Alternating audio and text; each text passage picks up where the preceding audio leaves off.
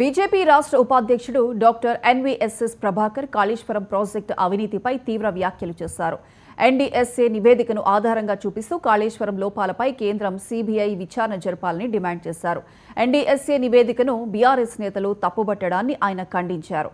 Kaleshwaram project పేరు మీద BRS చేసిన అవినీతిని వదిలిపెట్టే ప్రసక్తే లేదన్నారు. పీసీ ఘోష్ కమిషన్ విచారణను నీరుగార్చేందుకు కుట్ర జరుగుతోందని ఎన్వీఎస్ఎస్ ప్రభాకర్ ఆరోపించారు. బీఆర్ఎస్ చేసిన తప్పులకు శిక్ష అనుభవించక తప్పదని హెచ్చరించారు. ఆ నివేదిక ఆంగ్లంలో ఉంది కాబట్టి ఈ బీఆర్ఎస్ నాయకులకు అర్థం కాలేదేమో. ఆ నివేదిక ఒకసారి చదువుకుంటే వీళ్ళకి అర్థమవుతుంది. ఆ యొక్క డ్యామ్ సేఫ్టీ అథారిటీ యొక్క నివేదికలో చాలా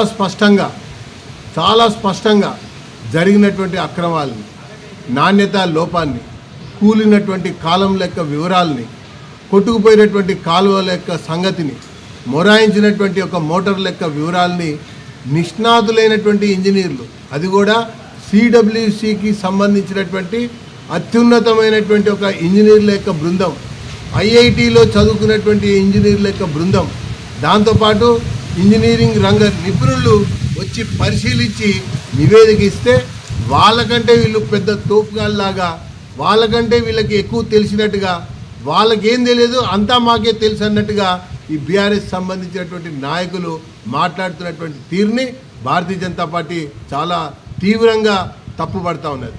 ఇంకొక వైపున ఈ యొక్క పీసీ ఘోష్ కమిషన్ సంబంధించినటువంటి ఒక విచారణ సందర్భంలో వీళ్ళు కారు కూతలు కూశారు, కట్టు కథలు చెప్పారు, కాకమ్మ కబుర్లు వివరించారు. ఏ రకంగా అయినా సరే తప్పించుకోవాలని చెప్పని ప్రయత్నం చేస్తూ ఉన్నారు. సిబిఐ విచారణ జరిపి తీరాల్సిందే అన్నటువంటిది భారతీయ జనతా పార్టీ యొక్క విధానం, భారతీయ జనతా పార్టీ యొక్క డిమాండ్ అన్న